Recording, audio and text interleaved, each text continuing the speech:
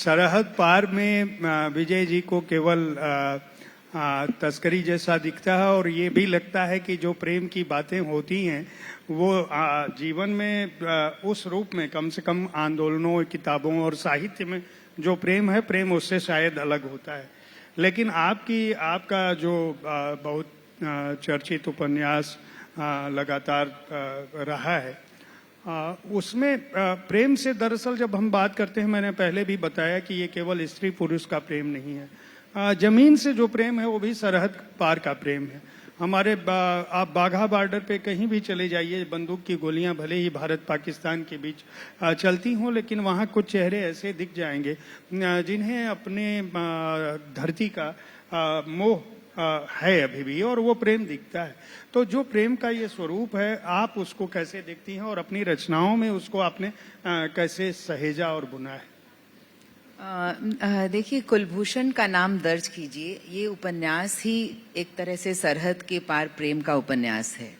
क्योंकि इसमें जो ये बंदा है कुलभूषण जैन, वो एक लंबा दुबला काला पतला शख्स है जो आपको कलकत्ते की सड़कों पर घूमता हुआ अक्सर दिखता है। और ये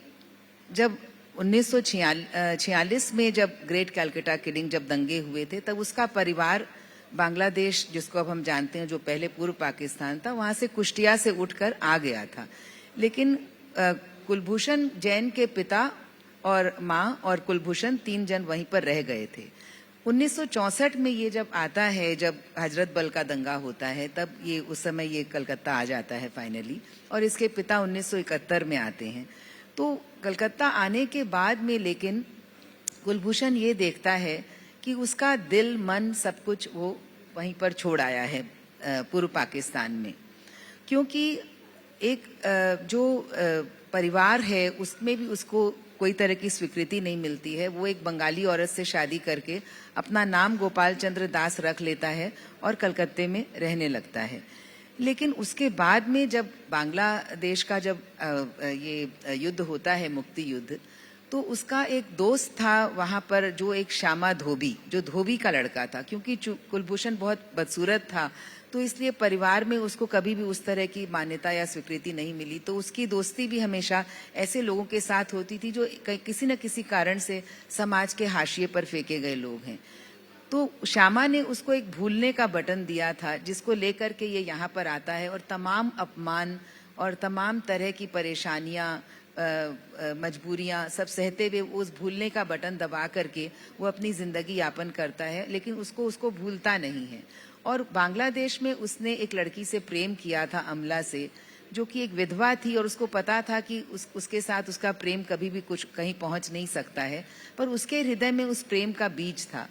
जब मुक्ति युद्ध होता है तब वो श्यामा और अमला की लड़की, यानी कि वो एक लड़की मल्लिका, वो आती है उसके पिता के साथ। उसके दोनों माँ बाप मारे जा चुके हैं और कुलभूषण उसको अपनी लड़की की तरह पालता है। तो इस पालने में वो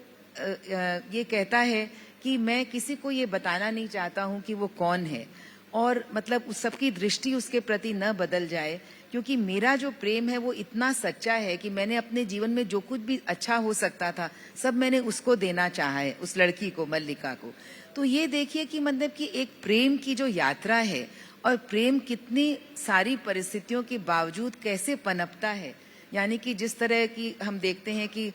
मकानों की पुराने मकानों की दरारों में से पेड़ पौधे निकल आते हैं और हरे भरे भी होते हैं, तो ये प्रेम कितनी सारी विपत्तियों के बावजूद, ये जो उस प्रेम का जो बीज उसके अंदर था, ये अपने उस दोस्त के प्रति, और अमला जिसको उसने खुद भी प्रेम किया था, सिर्फ एक बार उससे वो मिला था,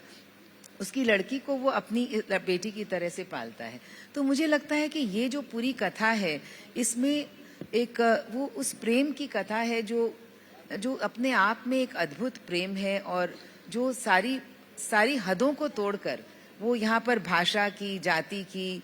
देश की,